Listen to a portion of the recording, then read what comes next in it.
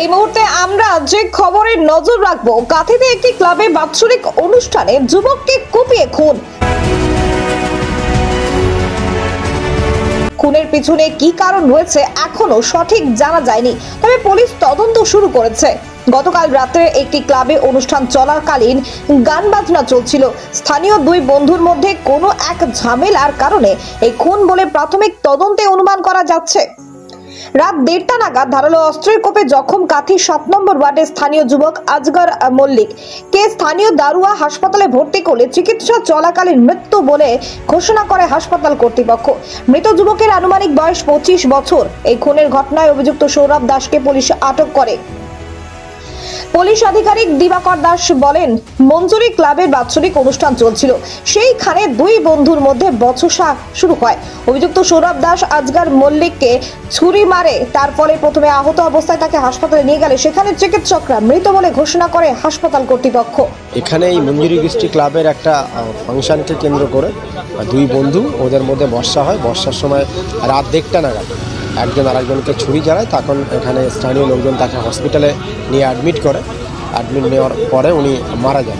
যিনি অ্যাকিউজড আছেন ওনার নাম সৌরভ দাস, ওনাকে আমরা অলরেডি অ্যারেস্ট করেছি, লিগ্যাল অ্যাকশন ইজ টেকেন। আর তিনি ডিসিজ আছে, তিনি এখন হসপিটালেই আছেন। আর এখানে বাকি পার্টগুলো আমরা খতিয়ে দিচ্ছি।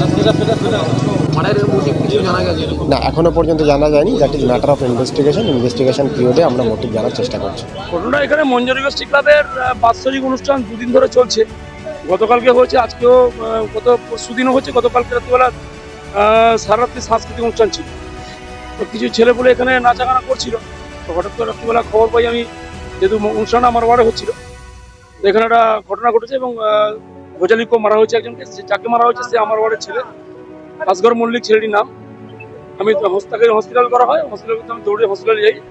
সেখানে মোটামুটি প্রাথমিক পর্যায়ে চিকিৎসা করা হয়েছিল এবং আমরা কলকাতা নিয়ে যাওয়ার একটা ব্যবস্থা করছিলাম বেটার ট্রিটমেন্টের জন্য। তো ওইখানে ট্রেজারেই শেষ নিঃশ্বাস ত্যাগ করে। তো যে ছেলেটি মারে ওর পাশে 5 নম্বর ওয়ার্ডের ছেলে, পাশাদার নাম। সে ইতিমধ্যে পুলিশের তৎপরতায় খুব অল্প সময়ের মধ্যে গ্রেপ্তার হয়েছে। এখানে এই ক্লাব থেকে আছে মঞ্জুরি ক্লাব, এই ক্লাব থেকে গ্রেপ্তার হয়েছে। তবে এই অসামাজিক কাজকর্ম এই সপ্তাহে কিছু চলছে, এটা আমরা বন্ধ করার জন্য লোকাল প্রশাসন এবং পুলিশের সঙ্গে কথাবার্তা বলেছি। নিশ্চিতভাবে এটা বন্ধ করবো। তো যেটা হয়েছে এটা হওয়া উচিত ছিল না। একটি মায়ের কোল শূন্য হলো, এবং যে ছেলেটি অ্যারেস্ট হলো, যে মারাটা করলো, তার উদ্ধত্ত থেকে অবাক হয়েছে। পুলিশ তাকে নিয়ে যাচ্ছে, অ্যারেস্ট করলো। সে যেসব ভাষায় কথাবার্তা বলছে এটা খুব অবাঞ্ছিত। এটা হয়তো এইসব ভাষা নিশ্চিতভাবে প্রয়োগ করা ঠিক নয়।